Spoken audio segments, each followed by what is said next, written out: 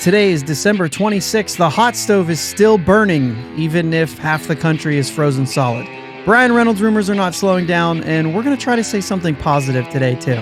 You're listening to the Bridge to Buctober podcast.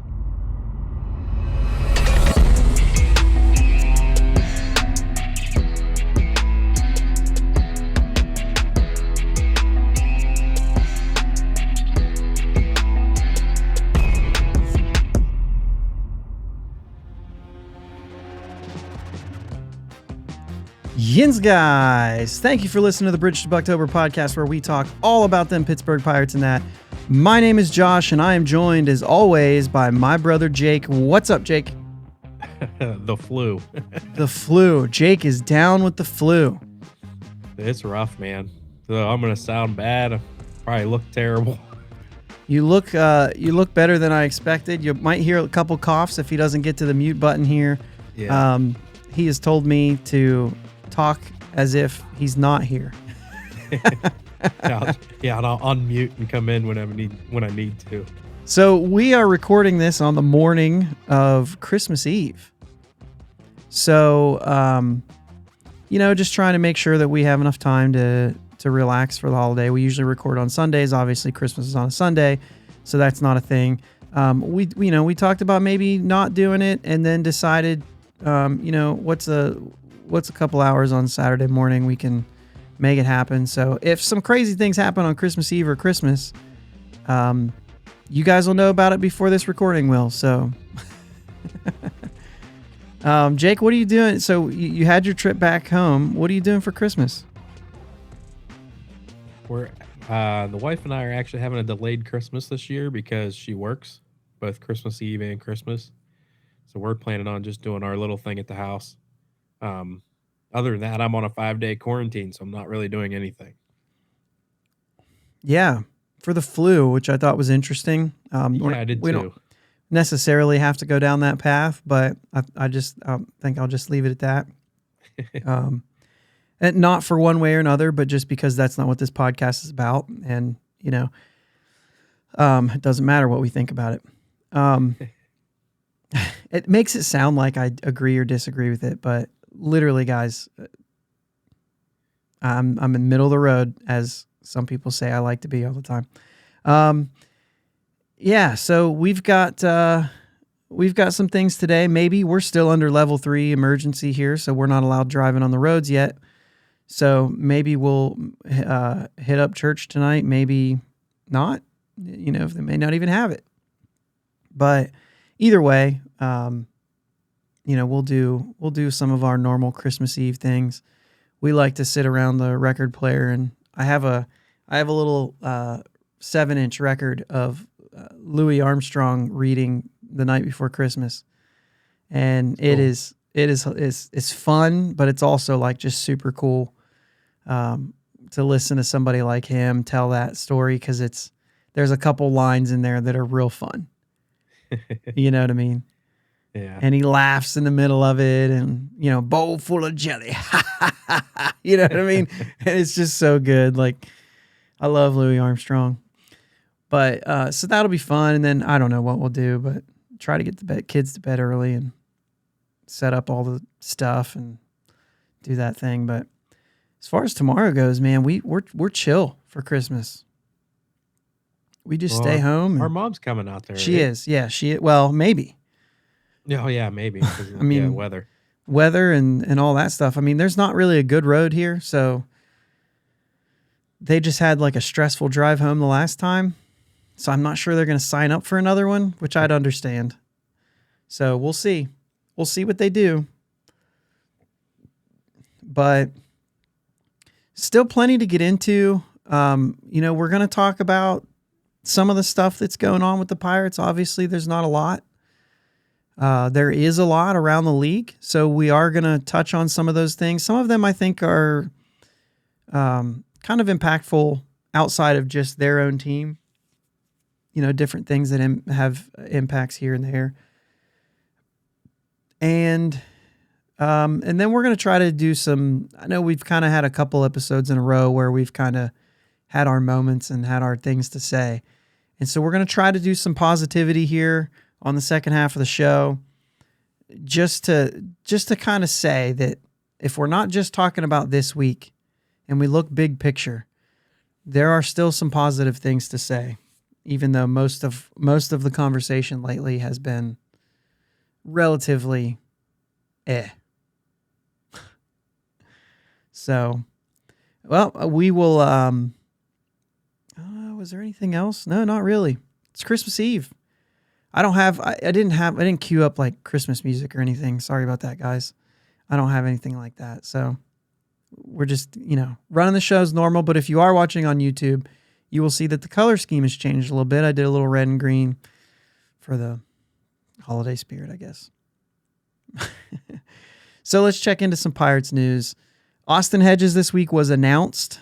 The signing was, and because of that, that was the Nick Mears. Was that right? No, Nick Mears was the Velasquez one. How am I already? I'm already Diego. off. It was Diego. Yeah, Nick Mears was Nick Mears was the Austin Hedges one.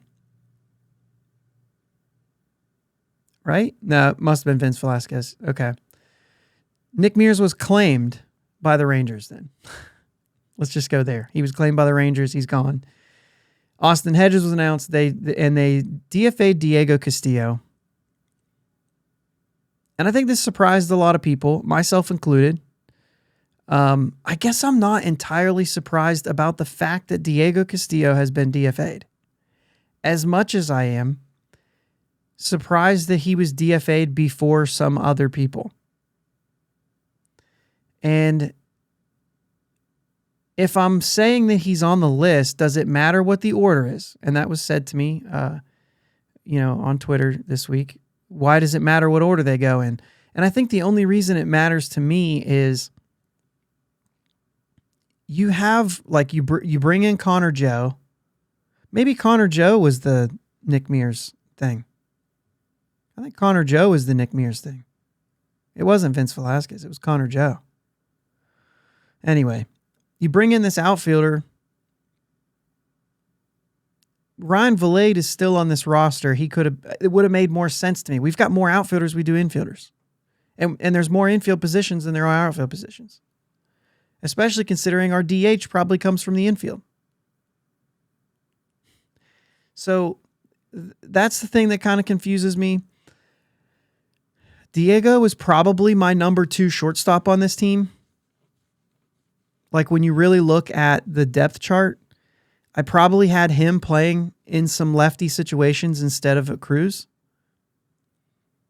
Before I slide Castro over there, or, well, that's the only other guy who hits right-handed. I mean, or unless Jared Triolo is on this roster. If Jared Triolo is on the roster, then he could take some of those lefty at-bats. That is true. And that's probably what they're going to have to do at this point, because you got to have a backup shortstop who's right-handed. And so that's why it surprised me. I thought Diego had a little bit there. Sure, he ran into a rough spot in that rookie year, but everyone, or most people, I'll say, do. And so that was the thing that kind of surprised me about it. However, it's not like so long as these other moves are still made, Diego still had 2 options. He also could have been sent down. So the argument that, Vilade is there for depth, well, Diego could have been there for depth as well. And that's the thing that kind of still rings true to me is, he still could. I thought he has a better upside. But then again, I don't see them play every day. I don't know how they work out. I don't know the conversations they're having. And I wonder if part of it is, well, if we DFA Ryan Vilade, then he goes to another team. If we DFA Diego Castillo, we've got 10 days to trade him, and you probably do get someone in return. So if it's a way to maybe put somebody else in low minors, we know we lost a bunch of guys in the minor league portion of the 40-man or the Rule 5. So maybe to try to hey, we need players to play. We don't think we lost that many, but you see what I'm saying? The fact that you can get a return for him is possibly in the thought process there. Do you have any thoughts on Diego? You want me to keep moving on? I'm just thinking that maybe they just. I mean, he ended the year at what, like 167. So maybe they just didn't see enough improvement throughout the. I mean, because he got a lot of playing time last year, a significant amount anyway. Yeah, and I think the biggest thing for him is the strikeouts. Like towards that really second half, man, it just looked like he was lost. Yeah, But I was a big fan, but well, and that's what I'm I saying. Like but I'm okay with like a rookie struggling through the second half of the season when he gets exposed. I'd love to see how he hits back. You know what I mean? yeah, And we're not going to see that from him. And like I said, it's not like the end. It's not like, wow, this is really stupid that Diego was DFA'd. It's just kind of like, I would have rather have seen, for me, number one, Bryce Wilson I know I'm probably not. There are people out there who would like to see more from him. As a matter of fact, on Twitter this week, I had some conversations with some people who want to see what we have in Valade before he's let go. I don't think we will. I think he's gone. I didn't think Diego necessarily had to be. If we go into the season and we haven't moved Ryan Valade, then I'll say maybe we should have held on to Diego. yeah. But anyway, so he was traded to the Diamondbacks. It's a young pitcher. His name is Scott Randall. I don't really think it's worth it to get into him. I think he's 19 or 20 years old. Or no, he was a college arm, so he was 24 in high A. So with that said, maybe he moves quickly if he's going to do anything, right? If he's going to do anything, his numbers looked really, really, really good. So yeah. If you just like quick brief glance at them, they look really good. So I'd imagine he starts off in Altoona and hopefully fast tracks a little bit. Yeah, if there's anything there, right, then he'll fast track. There, yeah. If he ends up just being a double A pitcher, you know what I mean, then he'll be here for whatever. But I don't really know much. Maybe there's some of you out there who actually do know some more. And if so, we'd be happy to hear about it. But just to keep moving on, we're still waiting for the Harleen Garcia thing to be announced. So there's still a move to be made there. That soundbite is just still going nuts on my thing. So I don't know if we'll have that sound at the end or not. And then O'Neal Cruz has a little ankle injury. He's not going to play right now. He'll come to the States after the holidays. They'll take a look at it. All reports so far say it's a minor thing, but they're really careful about these things in the winter. So every little thing, they're going to bring it up. And this is probably something that there was some swelling. I understand. It's probably something that during the season, they probably just, day to day, he plays through it and sees if it goes down. Takes some ice baths. Tough it up. I don't know, though. Hopefully.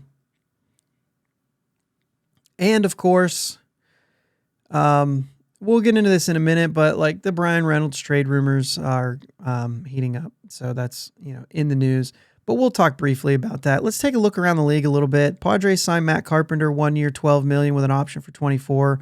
Royals signed Jordan Lyles, 2 years, $17 million. Orioles reliever Michael Givens, 1 year, $3 million. Braves signed Jordan Luplow for 1.4. Padres Seth Lugo, 2 years, $15 million. Mets re-signed Adam Ottavino, 2 years, $14.5 million. Angels signed Brandon Drury, 2 years, $17 million. Cubs Tucker Barnhart, 1 year, $6.5 million with an option for 24. Mets signed Danny Mendick, who currently is injured, 1 year, $1 million. Hasn't even entered arbitration years yet. Red Sox officially release Eric Hosmer. And then Reds DFA'd Mike Moustakas, 2 former Royals world champs. Nearing the end of their careers, you start to see these kind of things, and it's just wild. You know what I mean? But they did that. The Reds did that because they signed Will Myers, 1 year, $7.5 million with an option for 23. The Orioles acquired James McCann from the Mets after they got Omar Narvaez. It's for cash or a player to be named later. The Giants signed Michael Conforto, 2 years, $36 million. So we're going to get into the Carlos Correa stuff. Don't worry. But I thought it was interesting that the Giants, who were concerned about the health of Correa, but then signed Conforto and Haniger, guys that have like been just injured. I mean, Conforto didn't play at all last year. Funny, but well, it makes sense. These are not 13-year commitments. The Cubs signed Drew Smyly as we thought they were kind of getting close last week. 2 years, $19 million with an option for a third year. Trevor Bauer's suspension reduced to what he's basically already served. He's reinstated immediately. Quickly, Jake, I'll just tell you, is the next move for the Dodgers to release him? It's a good question. I mean, how much has he been working? How much of a distraction is he going to be? Like, there's a lot of questions. There's a lot of flags. I don't even think that it's about his work. I think that the Dodgers are basically saying like, hey, whatever it is, man, like we think it's not cool, and we'll pay you to not play for this team.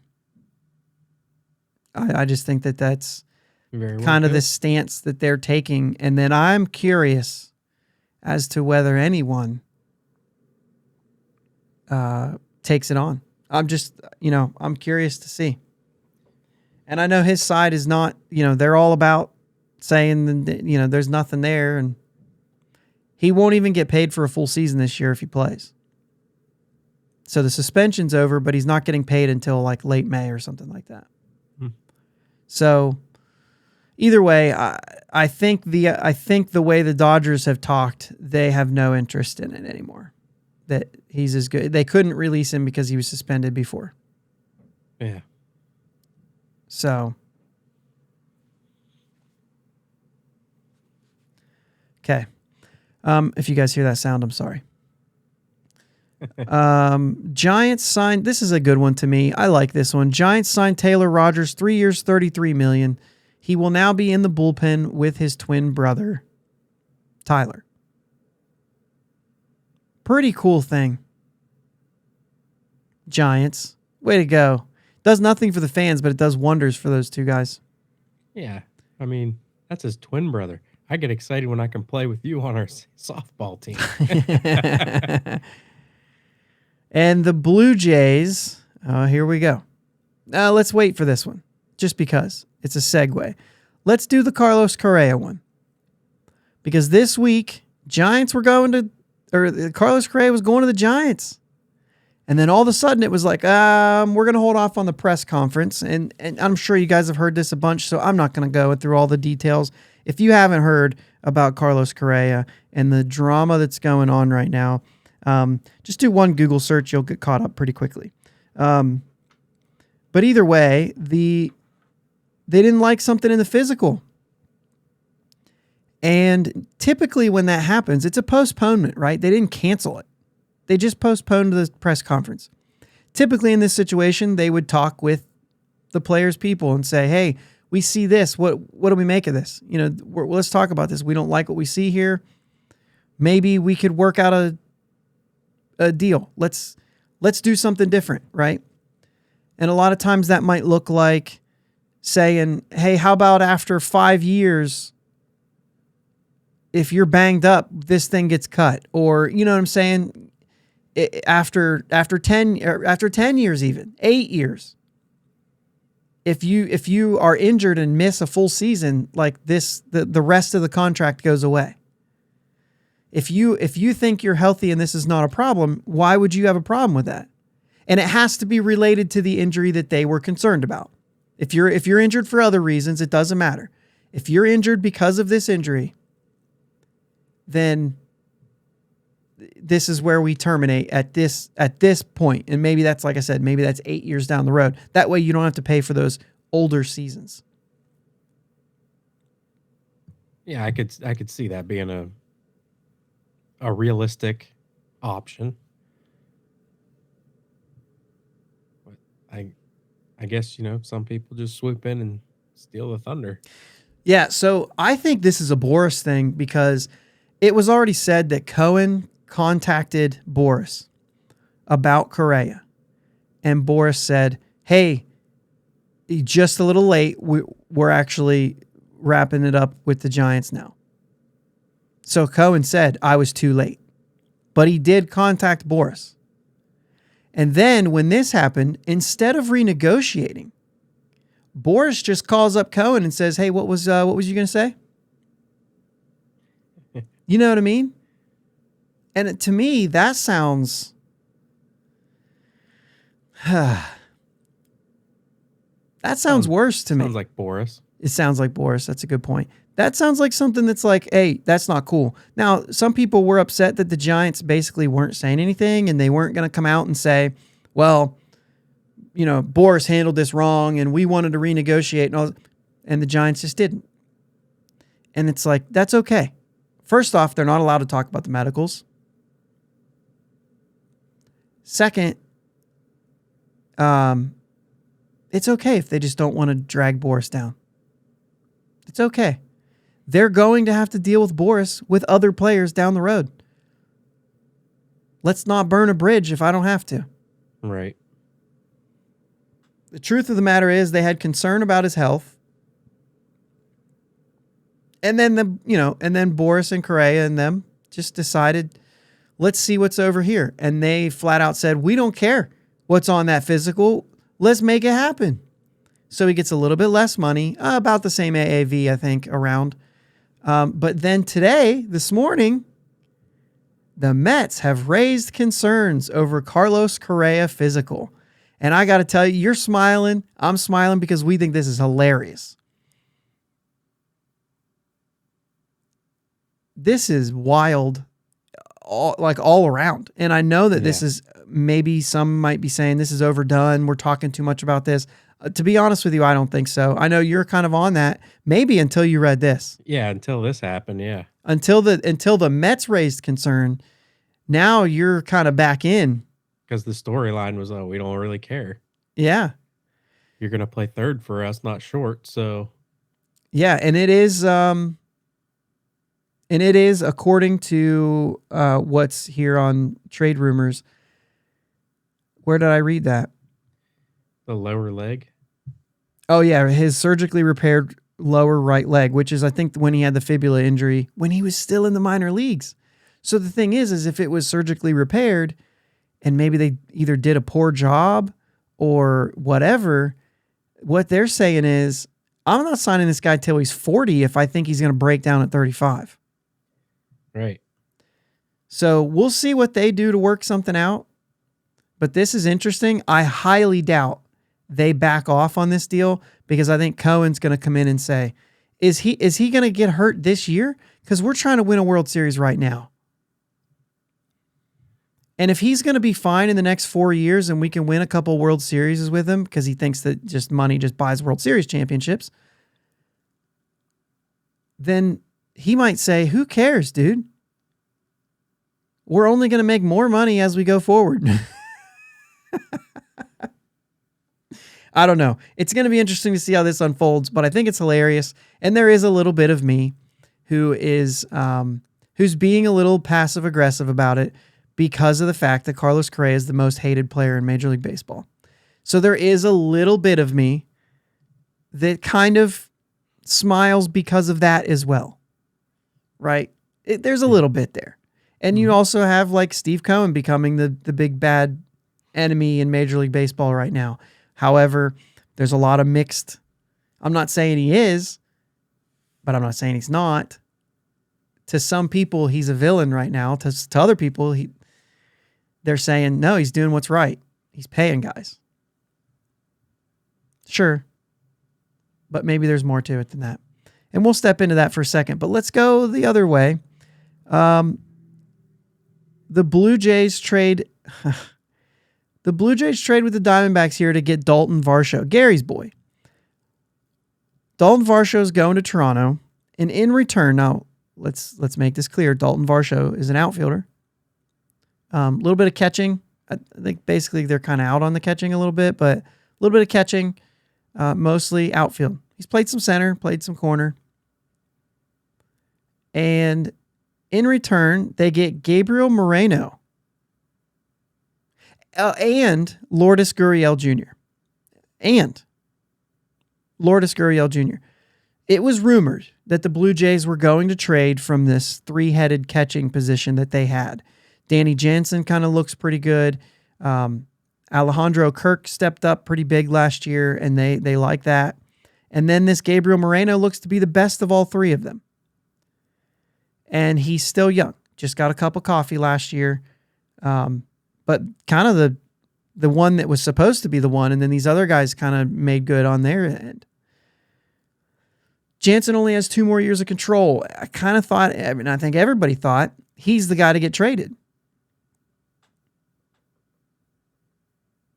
Gabriel Moreno. And all they got was Dalton Varsho. So I would have said a straight up trade would have been like, oh, wow, this is more like hey, right now we have a need for an outfielder and we can get him if we give them this catching prospect. But they also added in an outfielder. So now where are you at, Blue Jays? Because you basically just traded in your lineup Lourdes Gurriel for Dalton Varsho. And if you still have an outfield, you still have an outfield hole.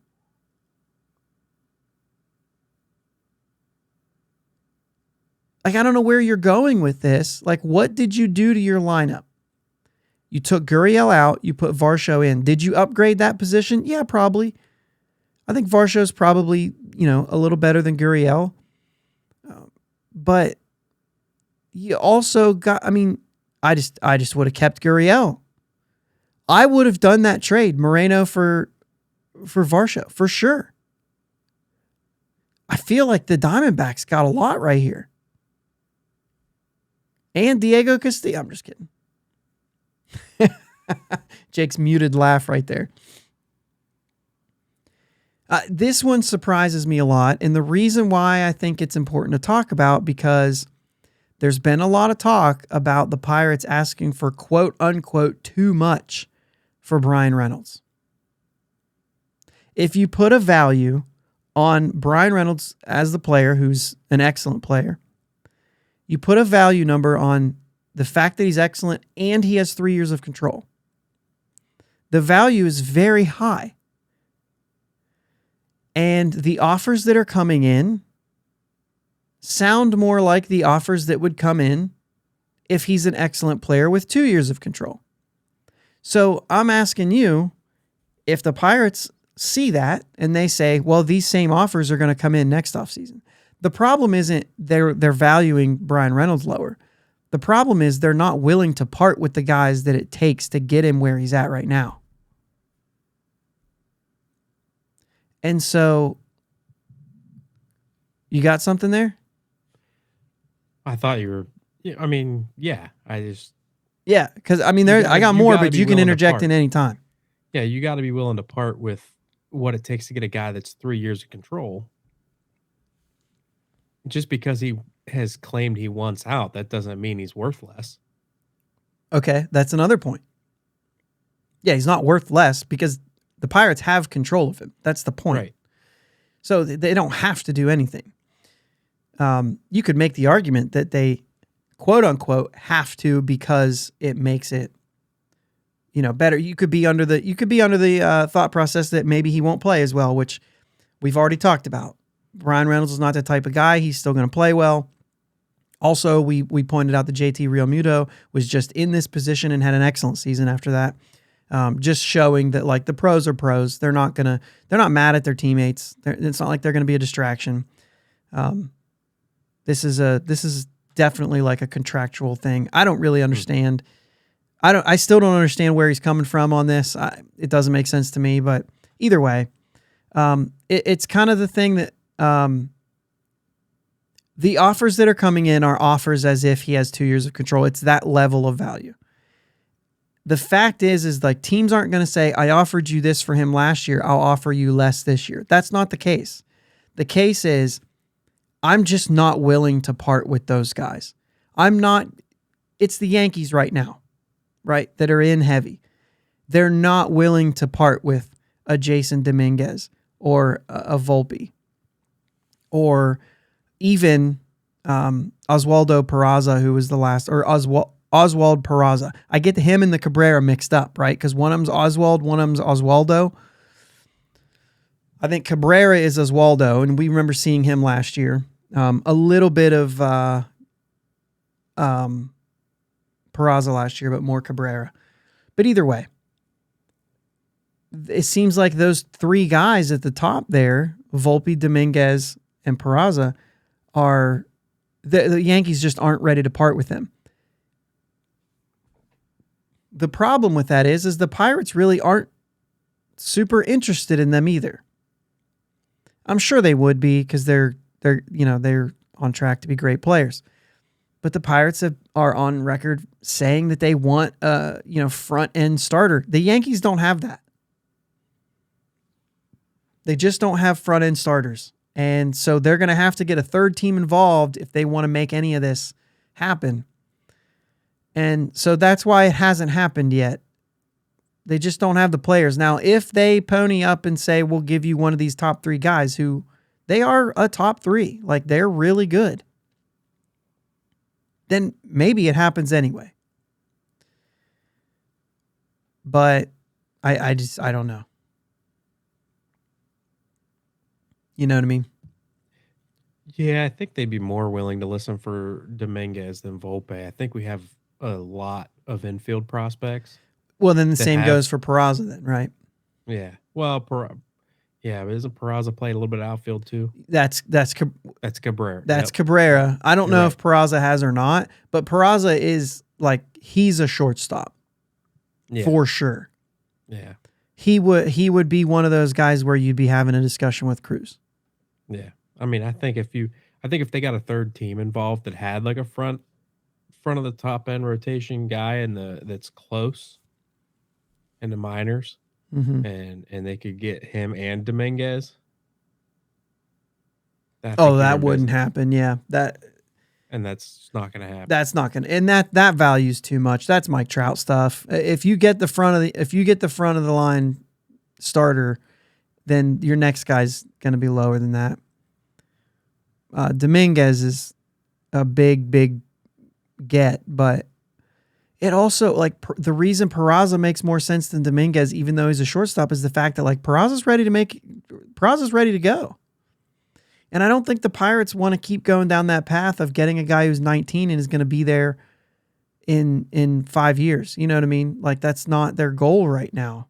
Well, I don't know that Dominguez is that far away. Well, right. And even though he's young, I mean, he's a stud. Yeah.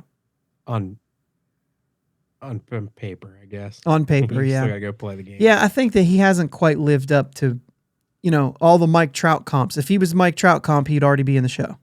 Yeah. So, for the people who ever did that, he's already underperforming because he's past 19 now and he's not in the show. Yeah. So, but either way, the Blue Jays Diamondbacks trade does kind of make you think, because that's a big get for the Diamondbacks for Dalton Varsho, and Brian Reynolds is better than Dalton Varsho. And they got a big time prospect who's ready to play right now. And I think they could have done this deal with Kirk and Gurriel. Now, the thing is, the Blue Jays also know more about him, Kirk, than Moreno, and Moreno may not work out. So that's why you deal prospects. That's why you deal them away, because you don't know that they're going to work out. And we all know that. It doesn't mean you don't get excited about them and you don't, still plan, so long as things look good, you plan for them to be there. Anyway, I don't want to go too far down that rabbit hole. The idea is that when the Sean Murphy trade happened, I got a little bit worried about the return. Seeing this return, I think that the Pirates are still justified in what they're asking for. Once again, it comes down to that third year of control. If you want those 3 years, because the Pirates could get the same thing in a trade next year, but yet have him for the 23 season. There's a lot more value in him playing for this team in 23 than there is just going ahead and making a trade a year early that you will probably be able to get next offseason. Or let's say there's some injuries And this July, a team is willing to overpay because that happens. Because there's 2 more years of control after this, that's not a rental for the last half of the year. Those trade deadline deals are, if we don't get him, we don't compete down the stretch. Where right now you might say, let's see how the season pans out. I think we could probably get by without giving up our guys if he's going to be here. You know what I mean? And so I think there's a little bit of that. I think sometimes the urgency and the desperation moves are made at the deadline, not in the offseason. You're not desperate for anything in the offseason. You could see how things go. So I still think the trades that the Yankees are putting on the table right now, they'll make those same offers next season. Or a team will, right? Because next year, I would understand you not dealing, for instance, Jason Dominguez. 2 years of control for a guy, no. It's not worth it. Plus, not only that, but Dominguez is now a year older and a year closer.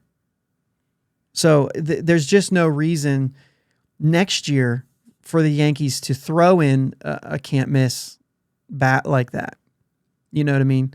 And that's why it's only worth it if it's now. If you have to wait till next year, I'll wait till next year because and the thing is like, well, then we really need to move Reynolds this year. Well, yeah, if a team's willing to do it. If a team's not willing to meet that asking price, you let him play for the Pirates this year. And you keep him until a team says, I'm so desperate, I will throw this guy at you. Right? Leave that door open until a team is ready to meet your price. Because you never know when a team gets desperate enough to meet that price. Somebody gets injured. They start off the year bad. Or maybe not. Maybe they start off the year hot, but there's another team that's hot too, and you need the edge. I don't know. I just think they're not asking for too much this early.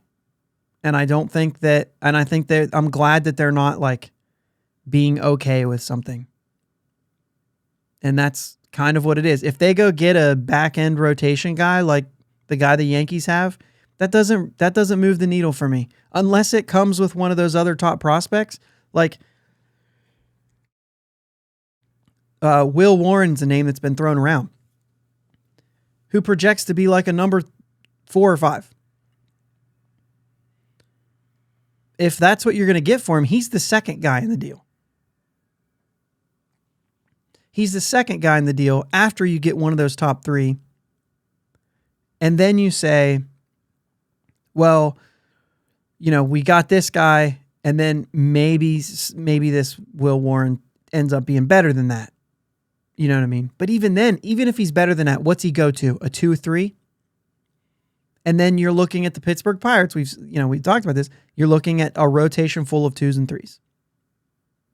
You know what I mean? Keller and Roanzi and even Priester and Burroughs, and none of these guys are that elite, top of the line Clayton Kershaw guy. Walker Buehler, since we were just talking about them. None of those guys are popping up now. Hopefully, maybe somebody could turn into that. And I wouldn't mind having a team, a rotation full of 2s and 3s. If you in a couple of years, if let's say 5 of these guys work out, and you got Roanzi and Keller, and let's say Priester, Burroughs, and Ortiz.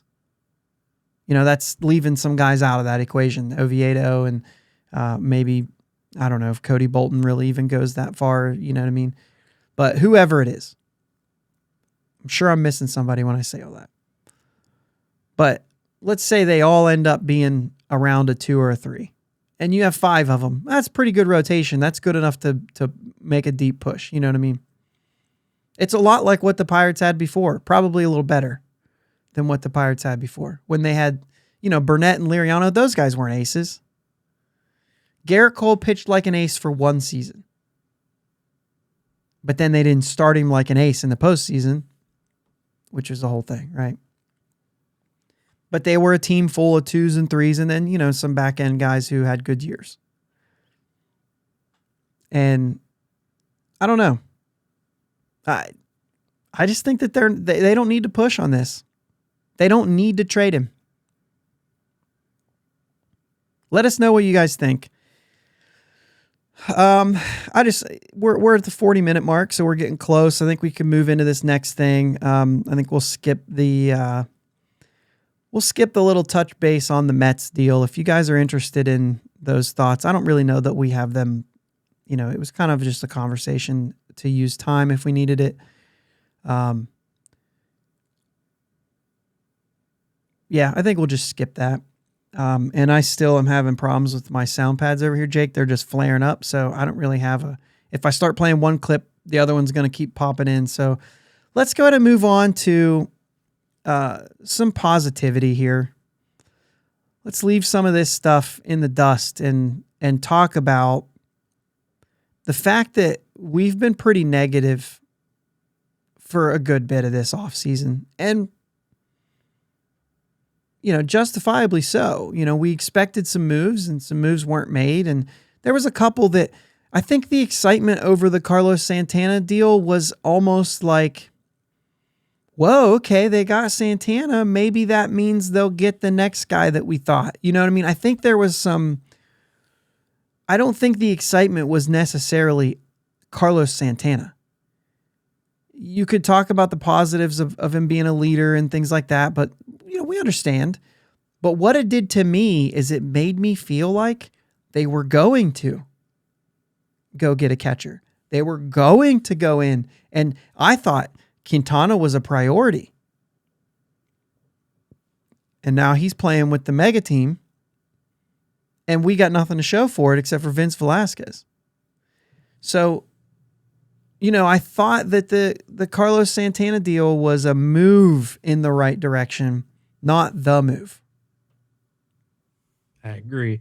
And now, just to tack on, Quintana's going to go up there and be their 5th starter. He would have been our ace. Yeah. But yeah. But no, I see what you're saying about the Santana deal, and I thought the same thing. Like, I was like, okay, now we move on. We go get a catcher, and we ended up getting I'm happy with Hedges, but I think we still need another one. We need another one, right? Yeah, I understand. I understand the Hedges move. There are things I like about it. Obviously, the guy can't hit, and that's one of the things. I don't see how you turn that around. But I also don't think it's all that important. The catching position is a stopgap position for us. We do believe that at least one of Endy and Henry will be on this team. And I think that's where we can start this conversation. What we're going to do is we're going to go around the diamond and we're going to say that there is still reason to watch this team. And there's still maybe some reasons why there's not like a total, as if this isn't a total, there's been a lot of turnover again. And we said there would be. Last offseason, we said next offseason there'll be a lot of turnover again. But one thing that you're seeing is there are some positions that have important guys who can change a lot about what we're saying here. Now, these are not, I know we said we're going to do positive stuff here. I'm going to tell you the positivity is coming from when I see an interesting player who I think could do something to be better. To me, that's what makes him interesting, right? And in these types of years, I get excited about that because it's not just a guarantee these guys are going to be good, but it's exciting to see what happens with it, right? I'm eager to watch it unfold. Sometimes they crash and burn. Sometimes they accelerate. And I don't really know, like maybe watching Marte and Polanco is a good example because you got to see that, oh yeah, Marte's legit. And then, oh man, Polanco needs to stay healthy, right? And health is a big part of it. You don't work out because you're not healthy. And I think he played a lot of his bad seasons. He was playing hurt. And That's not an excuse. It's a reason why he's not working out, sure. But like, even if he played well when he was on the field, he still wasn't working out because he wasn't on the field. So I think there's still like the knock is that you weren't healthy. You know what I'm saying? But also to go with it, he also wasn't performing the way that we thought he would. So there's a bunch of those guys that, to me, those are exciting. And like I said, not because I think they're guarantees or locks or anything like that. It's just because you want to see these things unfold and it tells you who you are. And I think we have a lot of that. So let's just go around. Let's go around the diamond. We'll start at catcher. We'll get pitching last. Let's start at catcher. This one to me is easy. Andy Rodriguez, Henry Davis. Let's see how they go. I know that they're not going to do this at the major league level. However, I think that Andy probably does. I think he finds his way there this year. If he plays well, there will be an opportunity for him this year. He's already on the 40-man is why I say him. First base, I think this is the one that's kind of a big question. I think what they did was they got major league players this year who will step in and play first base at the major league level, and they'll be average or slightly above. They will be major leaguers, not like last year where we didn't have major league first baseman on our team. Say what you want about Chavis, he wasn't good, right? He worked hard. You can like him. That's fine. There's been players I've liked in the past that haven't been good. It's okay. I liked Cole Tucker, even though I knew it's not working out. I still like the dude, right? And maybe it's different, but these guys are actual legitimate Major League Baseball players. And if they have a 0 WAR, that means they're an average Major League Baseball player, which means they deserve to be there. WAR is based on replacement level, not you have to be positive WAR in order to be a Major League Baseball player. You can't be. Eventually, the curve evens out at 0. Pretty sure that's how that works. If I'm wrong about it, let me know, but pretty sure that's how that works. If everybody gets better, then the 0 line just keeps raising. But these guys are Major League Baseball players playing first base. That doesn't say much for 24 because they're both going to be gone, probably, right?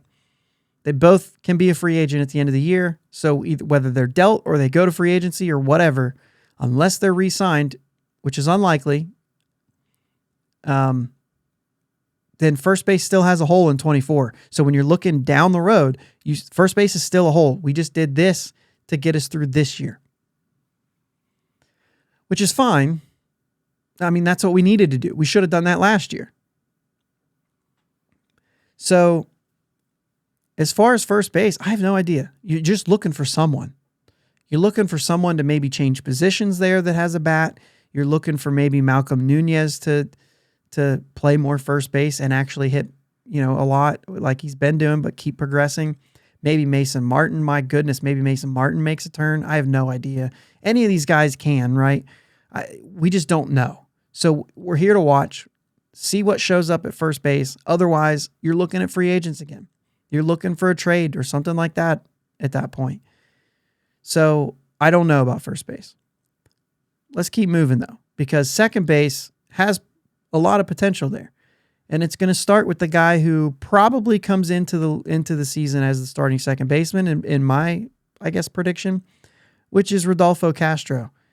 And this is a guy who is a real kind of, he can't stay the same this year, right? Because if he stays the same, then there's still too many question marks. And maybe that answers your question. Maybe he's a bench player who can pop in and out.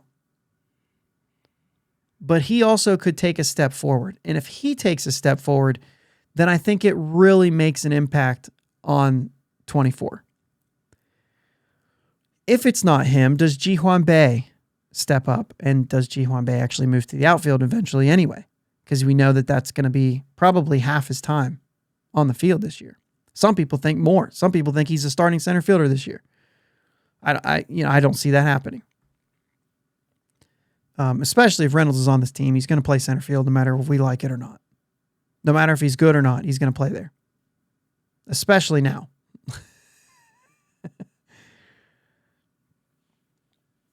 The only way is, maybe that's why he wanted a trade. Maybe they told him, hey, you're going to be playing left again. I'd just rather be out. Without anyone else on this team to play that position, nah, I don't see that happening. I agree with you. But if they did say, hey, we're going to have Ji Hwan Bae play center field this year, there's no way that there's no way he's earned a starting job, though.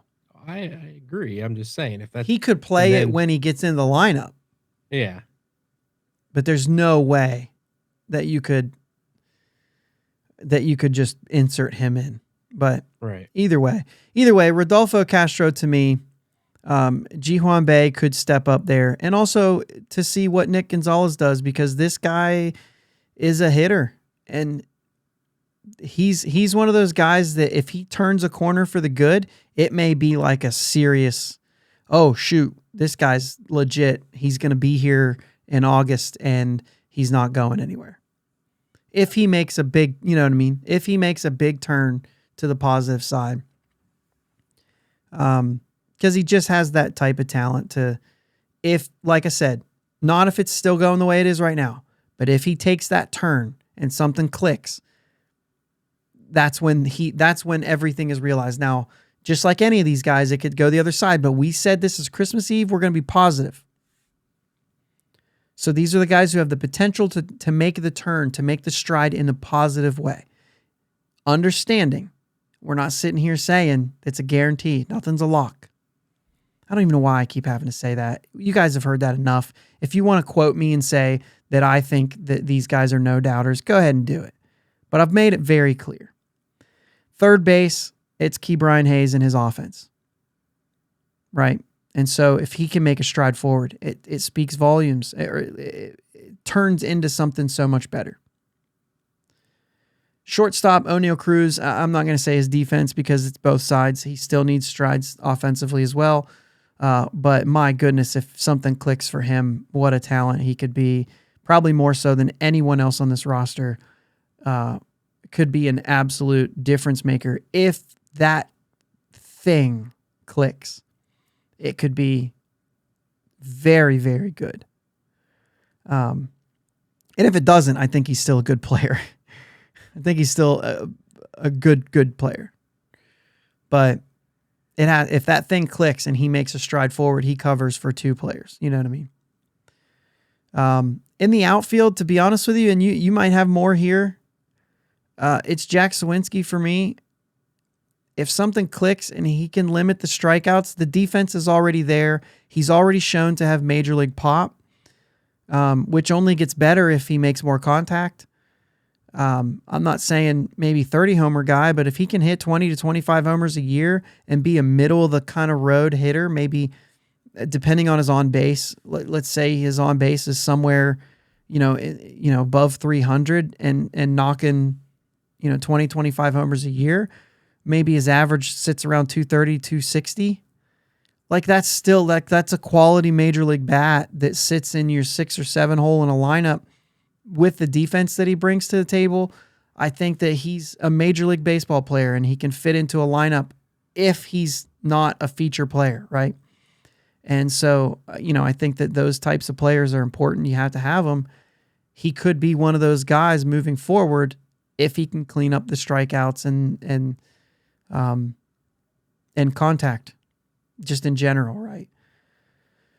Other than that, man, it's just anyone else, because we see a lot of guys on this team, a lot of Kanan Smith and Jigba, Travis Swaggerty, Cal Mitchell, and then the guys around them. Even, Andujar, Connor Joe, and Ryan Valade, you know what I mean? We have this huge list of outfielders who are, the best you can hope for from any of these guys is to be a league average, to be what I said about Jack Sawinski. And, you don't want 3 of those guys in your outfield. You only want maybe 1 or 2 of them. The other guy in the outfield has to be a Brian Reynolds type. But all of those guys I just mentioned have to actually make a stride, just like Suwinski, to get to that point of that good major leaguer, worthy major leaguer type thing. So I guess it's just anyone else.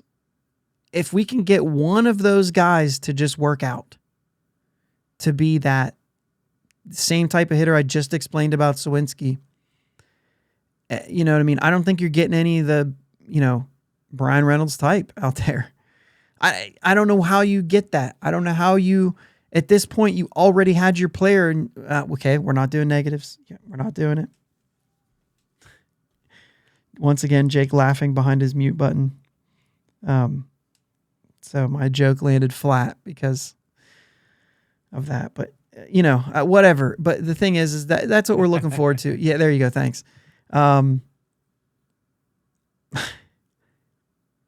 Outfield to me is something they're going to have to acquire, whether it's free agency or a trade or something. But moving forward, I think you're going to have to improve the outfield that way. I think there's a lot of infielders coming up. I think outfield is a position of need, even though there's a lot that are kind of like right there on the cusp. There's not a lot behind them. And so that's going to be interesting. Pitching, I'm going to need you to chime in a little bit more on. I know that you're kind of coughing over there, but you know pitching better than I do. But once again, this is a big list. Oviedo, Ortiz, Priester, Burrows, and I even have Cody Bolton on here. If he takes a stride forward, he could make an impact and show up at the major league level. But that's my list there. And on the relief side, it's Yuri De Los Santos, and then anyone else stepping up. And the bullpen can be built in a year. I don't care. Some of these guys that maybe don't work out in the rotation maybe drop to the bullpen as well. And so I think if these types of guys make a stride forward, what are your thoughts on some of those pitching guys? Yeah, even the guys who are already there, like Keller took a big stride forward last year. Need to make sure that he sticks to it. I think he's made the adjustments. I think he's there, but again, it's Mitch Keller. Let's make sure it sticks. It's like you said, Oviedo, Ortiz, Priester, Burrows, Bolton, all these guys. They're a bunch of kids with a ton of talent, and stepping out on the mound and actually taking the talent out there and executing it. It takes more. It's a different story. Yeah, you're right. It takes more than just the talent. So yeah, I'm excited. I'm excited to see a lot of these guys. A lot of people think Priester's going to be in our rotation at some point this year, Mm-hmm. and I'm excited to see that. Burrows has been making strides through the minors. What's he going to have?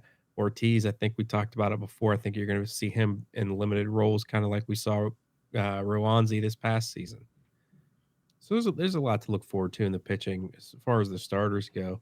And then De Los Santos, I really liked what I got to see from him last year with a little more growth and a little more experience.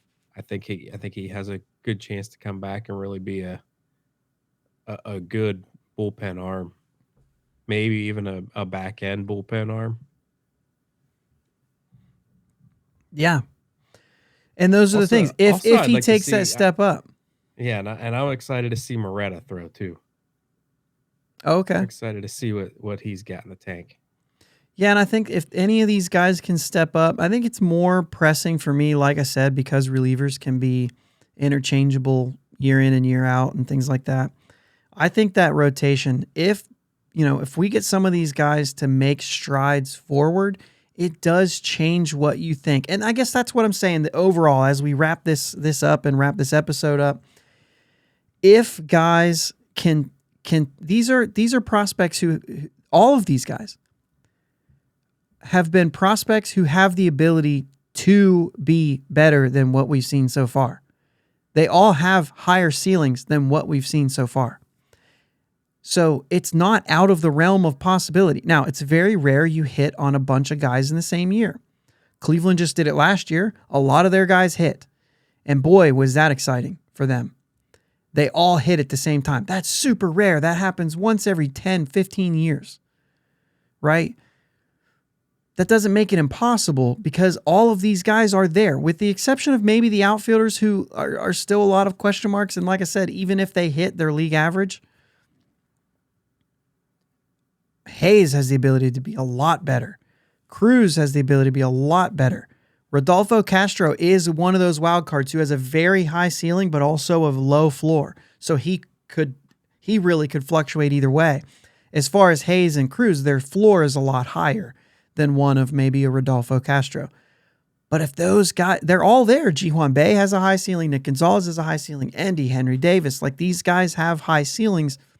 It's not impossible for them to all make strides every single season, no matter what level they're at. They should be progressing. And I don't think that's a silly thing to say. It just doesn't always happen. It's very rare. So I'm not saying these guys are going to compete. They would, if they all hit, the Pirates compete with 500. The Pirates get to that. And when I say compete at 500, what I mean is maybe they get to like 75 wins with the ability to say like, oh man, maybe we make a push for 500. I don't see that happening. That's one of those once every 10 to 15 years, that kind of thing happens, right? Kind of like a little bit like what Baltimore did last year. They just surged up. Now, like I said, they're a little bit ahead of on the timeline. They started this thing before we did. It would be a surprise to see that happen in 23. It really should be happening in 24. But in order for that to make sense, some of these guys need to stride forward. And so if we see even half of this crew take that step forward and say, hey, like if O'Neal Cruz starts to really develop into a star, if Ke'Bryan Hayes starts to hit a little better, I don't care if it's average or power, one of the two. If his average stays the same and his on base stays the same, but he adds some power to it, then I'm saying, all right, with that glove, let's rock and roll. Or if he maybe still isn't adding the power, but maybe the average and the on base gets better, then he's still a valuable piece. With that glove, let's rock and roll. I'm happy about it, right? And then any of these other guys, if you get half of these guys, if you get maybe two of these pitchers take real good steps forward, you already have Roansy and Keller who made their steps forward. If they just continue on their path, they don't have to make those big strides now if they continue. And then you get big strides from even two guys out of this crew, then geez Louise, you just got one more spot to fill. And you're in a good place moving into 24 in saying maybe somebody else makes a stride in 24. Maybe you go get a better starter to anchor that. Maybe not. But the idea is that like, then you start to see what 24 could be if you get these strides. So that's what I'm excited to see is who's going to happen. What if Castro blows up and hits 25 homers? And then you might start saying, do we extend him? Or does he become a trade because Nick Gonzalez is also trending forward? Stuff like that is possible because then you can start opening up players for trades and bringing in somebody different and things like that. And who knows what could happen. Once again, all of this up in the air, but it's Christmas Eve. Give me the ability to say, these are the things that could happen. And I'm not saying it makes 23 better. As a matter of fact, I think I've said a couple times it doesn't. I mean, it'll make it better. It'll make it what we think it could be. It's not going to make us a 500 team, I don't think. Because I don't think that you're going to see enough of those guys, even if they're strides forwards. We're talking about guys making strides forward in AAA too. You know what I mean? It's not going to be enough to me. It's not going to be enough to make this a 500 team. I still think there's a growth year here. I think those strides forward may not happen until the second half of the season, and we may have dug a hole. You know what I mean? It's a young team, but what it does mean is it does mean more for the year after that. And it means more because if you show that you have good players that are capable of playing well, then you just hope. And that's all we have is hope because there's no proof that it's ever going to happen, we have proof that it has happened, but not going to happen, is that maybe your budget gets increased if you show that there's a worthy team to build people around. You know what I mean? So that's all. I think we wrap it up there. You have anything to add here before we go off here? Merry Christmas to everybody. Jake, what do you got here? Yeah, I think I'm pretty good. Just a Merry Christmas and Happy New Year to everybody, and safe traveling for anybody up north and going to see family and friends. Don't be afraid to wear a mask if you're out in public in a jam-packed area. Just stay healthy, everybody. Yeah, and that is a good point too, because it is, I tend to forget where we're at, and I'm looking at Christmas and I'm not looking at the fact that next Sunday is New Year's. So we're going to have sort of the same sort of deal where, the next time you guys hear from us, it'll be the new year. I just tend to forget that. Yeah. So Merry Christmas, Happy New Year, all those things, no matter what you do. Maybe next week we'll talk about some New Year's resolutions for the Pirates. I think we tried to do this last year too. It ends up being a joke, but that's what we're here for, right? We're here to have fun. We're here to just talk. Yep. But Merry Christmas, everybody. And like I said, my soundboard, I'm going to have to contact Rode about this because, right now, look. Thanks for listening. Thanks for listening to my dad and I'm hitting my desk, not the button. Oh, it just randomly off on. Thanks for listening to my dad and Uncle Jake on the Bridge to Buctober podcast. Follow them on Twitter, Facebook, and Instagram. Nope, we're done. Okay, guys. Follow us on all the socials, all of those sort of things. This thing is just flashing on and off. The music's done, so we're out of here. Thanks, guys. Have a Merry Christmas.